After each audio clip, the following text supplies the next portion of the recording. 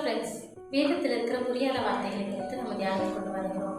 இந்த நாளிலே கூட அப்படிப்பட்ட ஒரு புரியாத வார்த்தை துய்யதான என்கிற வார்த்தை குறித்து நம்ம தெரிந்து கொள்ள போகிறோம். இந்த வார்த்தையை மத்தேயு எழுதின சுவிசேஷம் 27ஆம் அதிகாரம் 59வது வாக்கியத்திலே பார்க்க முடியும். துய்யதான என்கிற வார்த்தைக்கு தூய அல்லது சுத்தமான என்ற பொருள்படும். ஆங்கிலத்திலே கிளீன் என்று சொல்லுகிறோம். இயேசுவை கிளீனான ஒரு துப்பட்டியிலே ஒரு சீலையிலே சுற்றி தான் அந்த கல்லறையில கொண்டு போய் வைத்தார்கள். ஆனால் 3 நாட்களுக்கு பின்பாக அவர் உயிரோடு கூட எழுந்த பிற்பாடு அந்த தூய்மையான அந்த சிலையை சுற்றி ஓரிடத்திலே வைக்கப்பட்டிருந்ததை பார்த்தார்கள். இயேசுவின் சீஷர்கள் அதற்குள்ளே பிரவேசித்த போது அந்த தூய்மையான அந்த துணியை தான் பார்த்தார்கள்.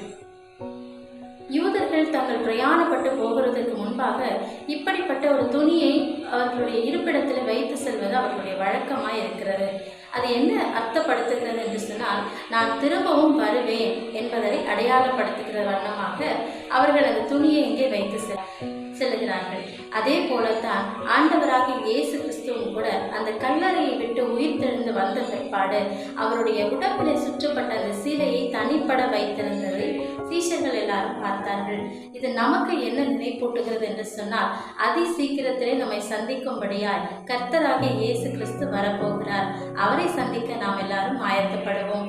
அந்த தூய்மையான துணி எப்படி அவருடைய சரீரத்தை சுற்றி இருந்ததோ அதே போல நம்முடைய இருதயம் தூய்மையாக இருக்கும் என்று சொன்னால், உயிர்த்தெழுந்த இயேசுவை நாம் ஒவ்வொரு நாளும் நம்முடைய இருதயங்களே தரிசிக்க முடியும். ஆமென். Happy Easter.